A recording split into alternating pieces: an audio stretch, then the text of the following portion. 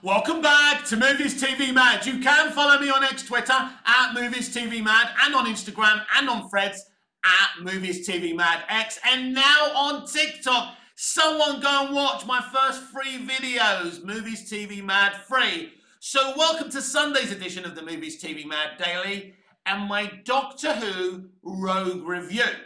One of the things I always say to my amateur dramatics team, the people sitting in the audience mustn't feel like you're pretending. Of course you're pretending, of course you're performing, but you're creating a somewhat illusion when you're performing a story. And although they can see you standing on a stage and standing and being around props, it doesn't mean you can't lure them into that illusion. The problem with this episode, Rogue, they're overperforming. That's nothing to do with the actors. That is bad directing. This has got weird pacing. It is forced. Nothing feels real. I don't really feel emotional about any of it. I kind of feel emotional when the Doctor thinks that Ruby is dead and he flashes back to her foster mum and promising to keep her safe. I did have a few tears coming out my eyes then. I'm only human, right? But I didn't like this episode. I thought it was a very, very badly made episode. I mean, this is the worst that I've seen Ruby. Millie, what have they done to you? She went from powerful performances on Coronation Street, if you ever saw her on Corrie. I mean, they're making her look like a bad actor. And Millie Gibson is no bad actor. You know, they haven't developed her character properly. In this episode, she's absolutely annoying. This episode, of course, is the allotted Disney episode. It's co-written by the showrunner of Loki Season 1. So I did warn you, it will be pretty bad. But it's the least toxic and racist and bigoted episode from RTD2. And that's, of course, because RTD2 didn't really write it, but he would have inserted some things. So Rogue isn't much of a rogue, is he? I didn't feel the chemistry between the actor playing Rogue and Ncuti Gatwa's Doctor. I thought it was forced. I didn't feel the romance. You know, he looks up at Rogue.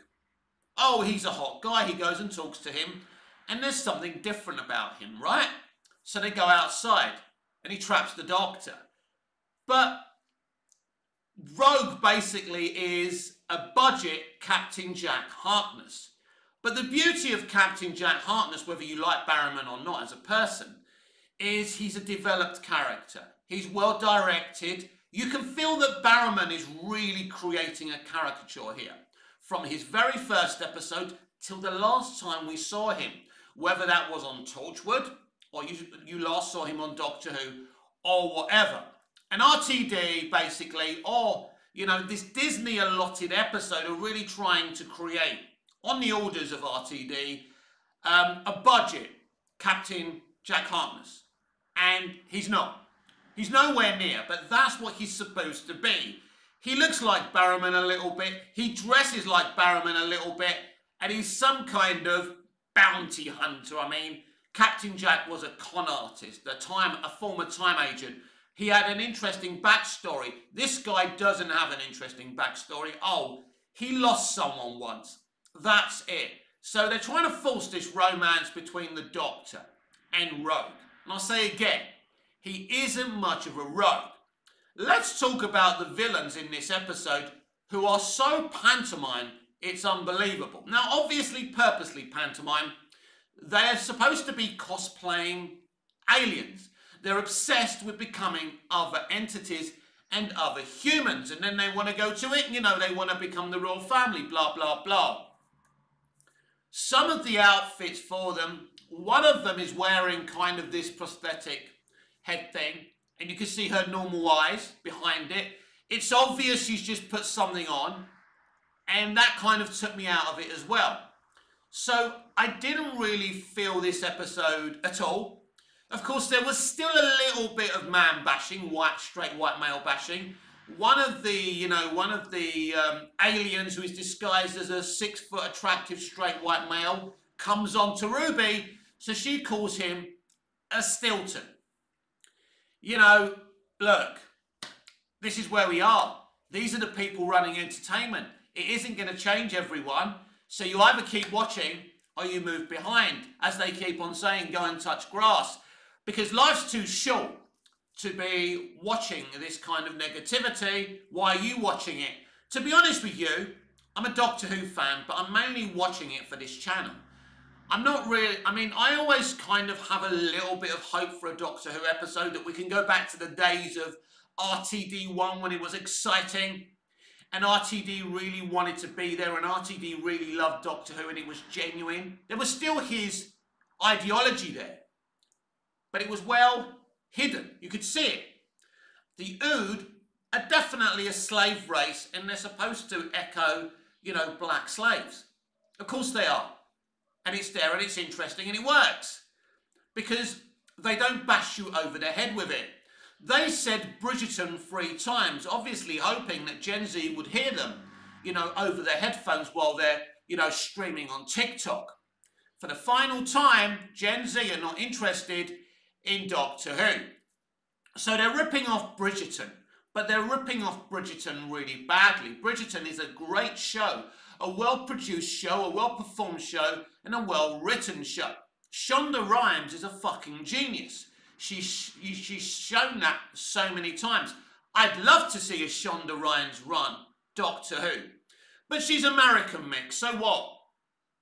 RTD is British and he's fucking Doctor Who. His whole time on RTD2 has been full of toxicity, hatred and bigotry. That's what he's done. That's all he's done. I am very disappointed. I think one day Ncuti Gatwa will be sitting at home and thinking, what a missed opportunity. Because he isn't a great doctor. And I don't foresee him becoming any better than he is right now. I hope in the second series that Russell is less angry and actually starts, you know, developing his new companion who's coming in next year, and his doctor. And that they have more banter and more natural chemistry than Ncuti and Millie do. As I say, they're overly friendly without knowing each other. They haven't really got to know each other. It's weird. One of the biggest mistakes of this episode is that we don't see the TARDIS arrive in this time period. We don't see Ruby, this ordinary human girl. Well, she's not an ordinary human girl, but anyway, we don't see her come out and be wondrous and be amazed at this time period. They're just there, they're dancing. I think that was an opportunity missed. It's a very, very rushed episode. But unlike some people, I didn't think the romance in this episode works. No, I am not homophobic. One of my favourite moments in new Doctor Who history is when Captain Jack, in The Parting of the Ways, gives the 9th Doctor, Christopher Eccleston, a big slap on the lips. I wish I never met you, Doctor. Because the Doctor changes Captain Jack's life. We don't see none of this with Rogue. He isn't really a bloody rogue. He's not interesting in the slightest. He's just there, as I say. He's budget Captain Jack. And he's a bad version of Captain Jack. He simply doesn't work. And as I say, these villains are crap. They take other people's bodies, and that's it. And obviously, they kill those people. It's also an utterly predictable episode. It's obvious that Ruby isn't dead. It's obvious that Ruby's pretending. I don't know if it's supposed to be obvious that Ruby's pretending. And it's obvious that Rogue is going to sacrifice himself for Ruby because he knows what it's like to lose someone that he shared adventures with. So he's supposed to love the Doctor so much just after 45 minutes that he's sacrificing himself for Ruby. And personally, I don't buy it. Clearly, we'll see him again. This is going to be a recurring kind of River and Doctor kind of love story. They're going to meet in different time periods. It's something else that RTD is going to rip off. It probably may be this kind of Loki showrunners kind of thing every time she writes an episode. Every year. Thus far, they've only got another season. We still do not know if Disney are going to green light, and that's who has to do it, green light a third series. It's not down to the BBC. The BBC need a financial partner. That's why they're showing you all the Tom Holland Spider-Man films on iPlayer, because they're in with Disney. The worst company that can be involved with Doctor Who is Disney. But this Disney allotted episode is interesting in it's not as toxic as the RTD episodes. Even Disney are not as extremist as RTD is in RTD2. So I don't like the episode. It looks false. It looks fake. I didn't really like the costumes. It didn't work. This kind of episode needs to breathe. You need to prove to the audience that these two men have fallen in love at the first sight of each other. I don't believe it. It doesn't work. The chemistry in story, in performance, is very, very important. And if you can't find natural chemistry between two actors, you've got to bullshit it. You've got to fake it. I believe you can take a vagrant off the street as a great director and you can get them to perform. Now, they're going to be a bit rough around the edges, but if you're a good director and they want to act, eventually you'll get them to act. There was something wrong. This is a very rushed episode. It's clear they were rushing this episode. We'd already had 2 Doctor Light episodes. This was obviously always going to be a filler. Nothing to do with Ruby's arc, because that's the arc of the whole series. They haven't really dealt with that. It's been a very messy, so far, 6 episodes. We have 2 episodes. Next week's The Legend of Ruby Sunday. Well, right now, Ruby Sunday isn't looking like much of a legend. So, it's been poor. I said the other day that Council of Geeks says that Doctor Who needs more episodes. No. 8 episodes is more than enough to create an interesting Doctor, an interesting companion, develop these characterizations. The problem is, this Doctor doesn't have many characterizations apart from saying honey. We get it. You're gay, mate. But not all gay people say honey and act camp. And that, my friends, is the big problem. And it is a big problem because it's stereotyping gay people. I'll go back to what I said about Ncuti. A few years' time, he'll be sitting there and thinking, me and Ruby could have been a great Doctor and companion. And we wasn't allowed. I wasn't allowed to be my own Doctor because I was used and cast because I'm a black man. Jodie Whittaker was used because she was a woman and she wasn't given the opportunity to be her own Doctor. And I said that when I was reviewing her episodes as well. So I do believe in a few years' time that Ncuti Gatwa will have a lot of regret about what's gone on here. Because he's black, he's not allowed to have the characterizations and be a great Doctor. Like Hartnell, like Troughton, like Pertwee, like Baker, like Davison. Like Paul McGann, like Eccleston, Tennant, Smith, Capaldi. I mean, we were very lucky with the revival. Eccleston, Tennant, Smith and Capaldi. Whether you like those eras or not, they were great actors and great Doctors. And they have their fans. But the past 2 Doctors haven't been great because they haven't been allowed to be great. I believe that Ncuti Gatwa is a talented guy. But there's 2 scenarios here. It is beyond him to be a great Doctor, or the writing for him and the way he's been told to act has let him down. Be gay, Ncuti, that's what they're saying to him, and be stereotypically gay. The guest star playing Rogue said this was going to be a very queer episode. I think it's a queer episode as in strange and not gay, by the way. As I say, not all gay people are the same. Not all gay people say honey. But there you go. That's just me. Not the gay people that I know and love and hang out with. But there you go. What do I know? I'm just an ordinary human being who hangs around with real people instead of people who are camping it up, honeying it up. So he's not a good Doctor. In fact, he gets worse with every episode, and I don't believe it's the actor's fault. It's the writing. It's the way he's being told to act. But this episode is kind of typical of RTD2. I think Star Beast is my favourite episode from RTD2, and I think it's a fine episode until it gets to the end, until it red pills Donna's tragic ending, until it comes up with a fucking stupid reason to red pill, you know, her tragic ending. This bollocks about David Tennant needing to retire. That's bollocks. It was a stupid reason. The male presenting Time Lord, all of that. But I think Star Beast mostly is the best we've seen from RTD2. And I actually loved Yasmin Finney. I felt her pain being a trans kid. Her being a trans kid. You know, I felt it. I thought it was good until they got to that male presenting Time Lord bollocks. And yeah, some people don't like her because she's trans, and that's up to them. I can't, cure the ills and the hatred of the world. All I can tell you is what I felt. So that's the best episode from RTD2.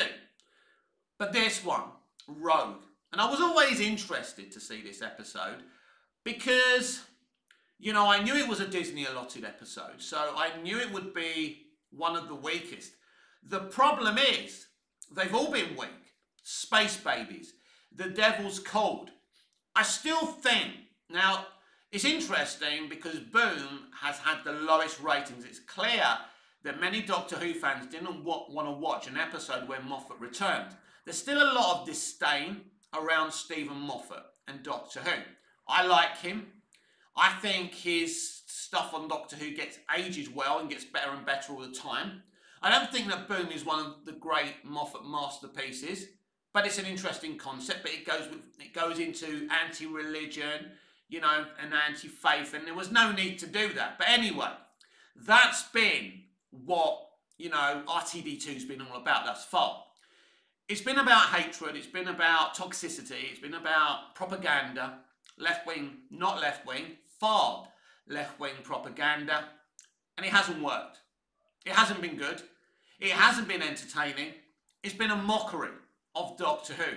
But even worse, it's been a mockery of what Russell T Davies created when he brought the show back so beautifully. And this episode kind of shows you how bad RTD2 is, how bad Doctor Who is now, where they're trying to repeat themselves.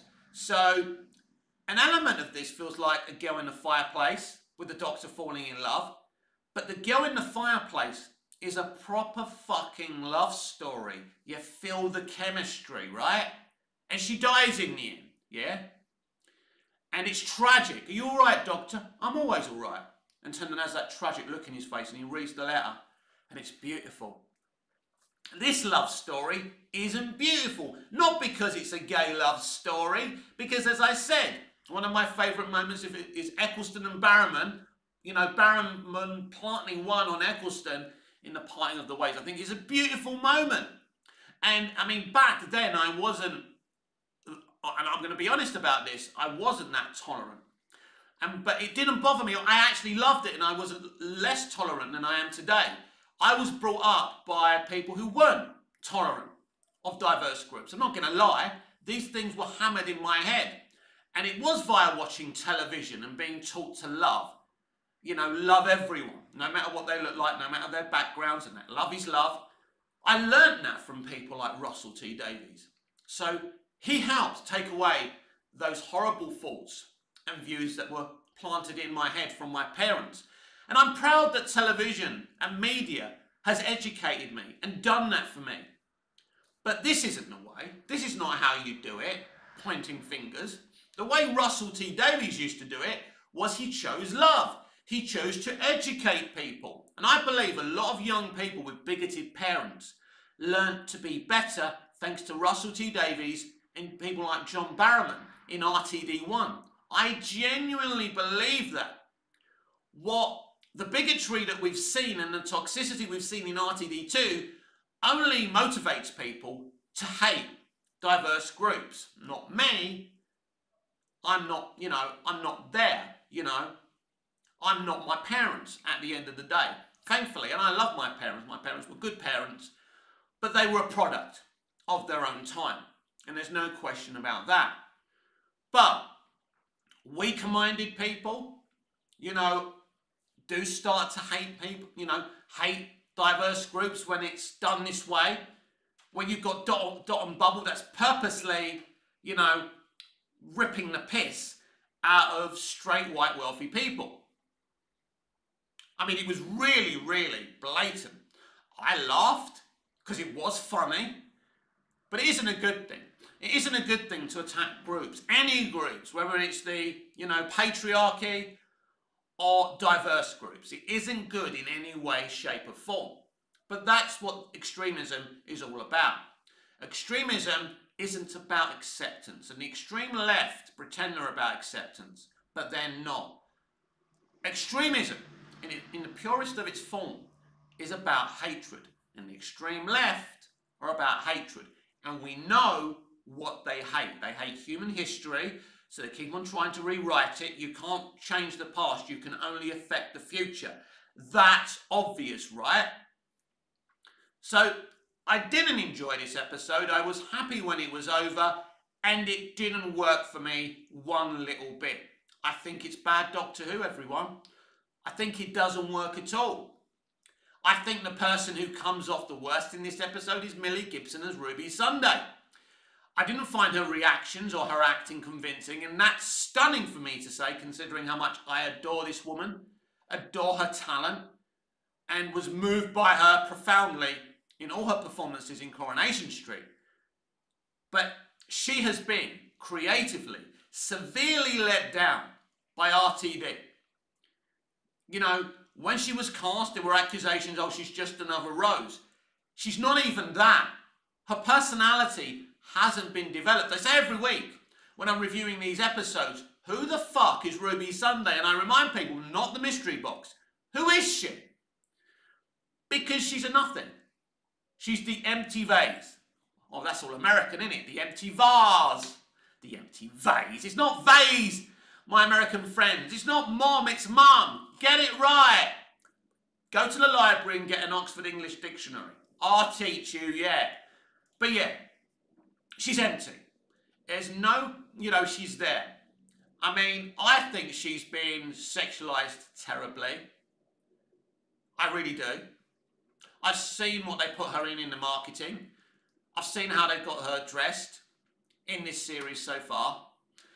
And at the end of the day, they thought we'll cast a pretty blonde girl. That's what they did. That's what they did. And RTD clearly, for a gay guy, you know, he's got a good judge of what a beautiful girl is, right? But that's what she's been in. She's been, you know, she's like the good-looking date. When you go to an escort agency and go, oh, I want a pretty one, yeah? I want something pretty at the end of my arms. That's all Millie Gibson has been in RTD2. And it's absolutely disgraceful. And same with this Doctor. He hasn't been developed. I don't know who he is. He shows up and I don't know who he is. He certainly doesn't feel like the Doctor. And again, it's not because he's a black guy. And because he's a black guy, they should make even more effort to make sure this is a great Doctor.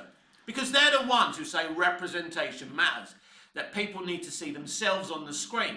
Well, if that's true, why haven't you made the effort to make the first full-time black Doctor the best Doctor that he can be? Because this is what tick boxing, you know, ticking boxes is all about. It's just about ticking the box. They don't care. They want people to be negative about him, so then they can see, you see, they're all a bunch of bigots. No, we have standards, right? It doesn't matter if the Doctor's black, blue, purple. You know, we want to see a great characterization because we remember the great Doctors. You know, we don't have amnesia. And RTD and Disney, you can keep on calling it season 1, but we're not going to forget the past. Interestingly, when the Doctor's trapped, we see all his regenerations. We see a random one, which I didn't really understand. Someone can explain to me what all that was about. But also, we didn't see the Timeless Children. You need to make your mind up, RTD. You're either embracing the Timeless Children or you're just pretending to embrace the timeless children. This has been his biggest mistake. If you want to embrace that storyline, we need revelations. We need the Doctor looking for his actual home, even if he never finds it. What happened to this? That, you know, Ruby and the Doctor were going to have this foundling thing in common, and it would make the Doctor want to look for his home planet, and maybe that'll be the decision at the end of the season. I don't know. I do have a feeling the second series will be less toxic and better Doctor Who. Not by much, but I think it will be an improvement. I really, truly believe that. And I hope that's the case, because at the end of the day, you know, it hasn't been debatably bad. It's been bad. It's been a mess. And the ratings show that as well. And the comments I read in Doctor Who groups and on social media say that as well. It's not because people are ists or isms. It's because it hasn't been good. It's been lazy. It's been repetitive. It's been nostalgia bait. And it hasn't worked on any level. As I say, I enjoyed most of Star Beast. But the other ones, I didn't really enjoy. I found them mid. I found them... You know when something's missing? I said this the other day. I gave my analogy about a roast without gravy. RTD2 seems like a roast without gravy. It's lazy. He doesn't want to be there. I don't know why he's there. Has he just come back to be, you know, extremely toxic? Because that's how it feels. That's how it feels to me. And I'm absolutely disappointed in this episode. I'm not surprised by this episode because it really is that bad. Badly performed. Badly written. No chemistry. This love story doesn't work. Rogue isn't really a rogue, and he's a budget, cheap version of Captain Jack Harkness. I'd love to know what you thought of this episode. Do you agree with me? Do you disagree with me? I was watching it and I was just waiting. Every week I watch Doctor Who now. I'm just waiting for it to end. I just want to know that I've watched it. And I can talk about it on my channel and the rest of social media.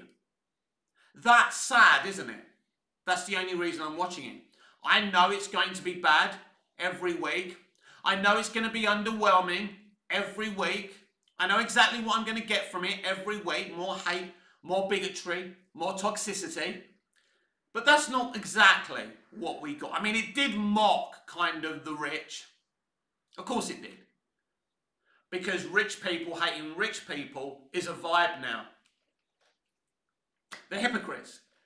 But I don't mind you being toxic and bigoted, as long as you entertain me and uplift me at the same time.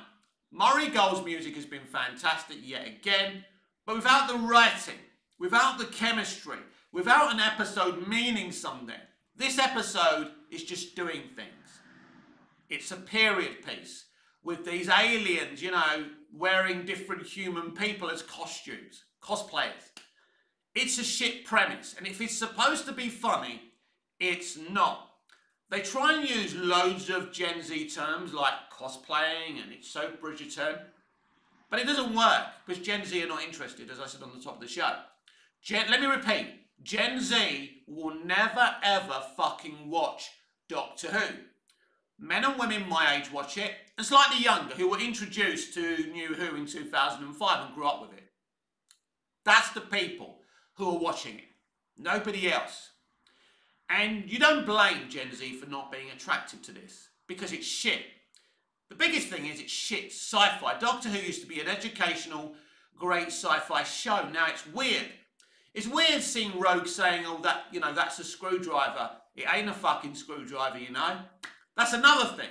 He changed the shape of the sonic screwdriver so it wasn't offensive or dangerous. How fucking weird. The whole thing from start to now, RTD2, has been an entire shambles. And they know it's a shambles. They know it's laziness. They know it doesn't work. They're just going through the motions. You can tell when writers and producers and everyone is just going through the motions, including the actors. It doesn't mean anything to any of them. It used to mean something to Phil Collins and Judy Gardner and Russell T Davies. Unfortunately, Doctor Who means nothing to these people anymore. They're just taking the dough.